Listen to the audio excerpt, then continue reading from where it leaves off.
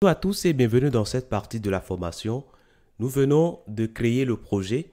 Maintenant, ce qu'il nous reste à faire, c'est de créer les composants dont on aura besoin dans la concrétisation de ce projet.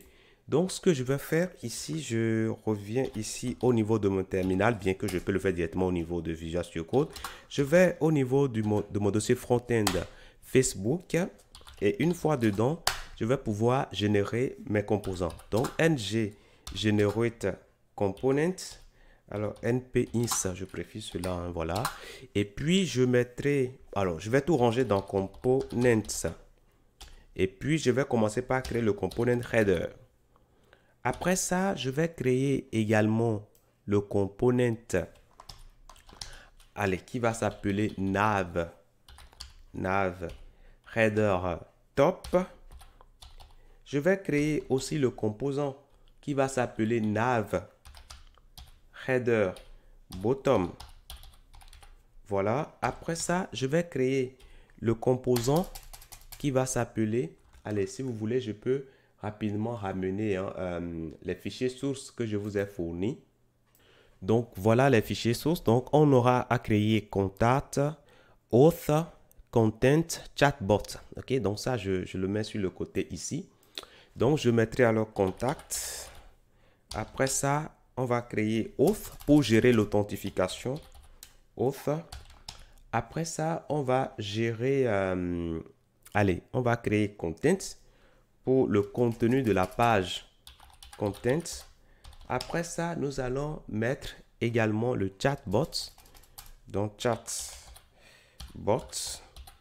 Et on aura également create post. Create post.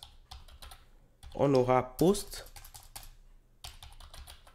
On aura également, pour l'instant, on aura home également. Home et on peut déjà nous arrêter là-dessus.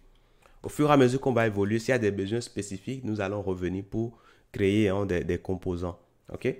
Mais en parlant là, on aura besoin de story sur la première page. Donc, story. Donc là, pour l'instant, c'est bon. On lance la création. Alors, maintenant que tout ça est généré, on peut repartir au niveau de notre projet ici. On vient dans app, on a components. Désormais, nous avons les composants qu'on a générés. C'est parfait. On va gérer maintenant les routes ici. Donc, on va commencer par dire, mais lorsqu'on aura le path login, qu'est-ce qu'on fait? On va retourner un composant. Donc, component auth component. Tout simplement. Donc là, c'est bon. Et puis ce auth component, pour l'instant, nous n'avons pas encore créé son contenu. Et c'est bien ce que nous allons faire tout de suite. Donc, il nous faudra simplement aller au niveau des ressources que je vous ai fournies. Et nous allons simplement aller au niveau de auth page. Nous allons copier tout ce qu'il y a à l'intérieur. Et nous allons venir le mettre au niveau de auth component ici. Alors, je pense que ce n'est pas fait correctement. Je reprends, je sélectionne tout et je reviens là et je vais simplement coller. Donc ça, c'est bon. Et une fois que ça, c'est fait, on peut maintenant lancer notre projet sur le serveur de développement à partir du terminal. Bon, on peut le faire directement ici, comme on peut le faire également de l'autre côté. Donc, on va faire tout simplement npm start pour lancer le serveur de développement.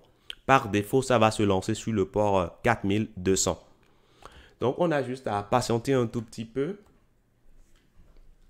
En attendant, on peut déjà ouvrir notre navigateur. Et là, c'est bon, c'est lancé. Donc, je peux aller sur le port.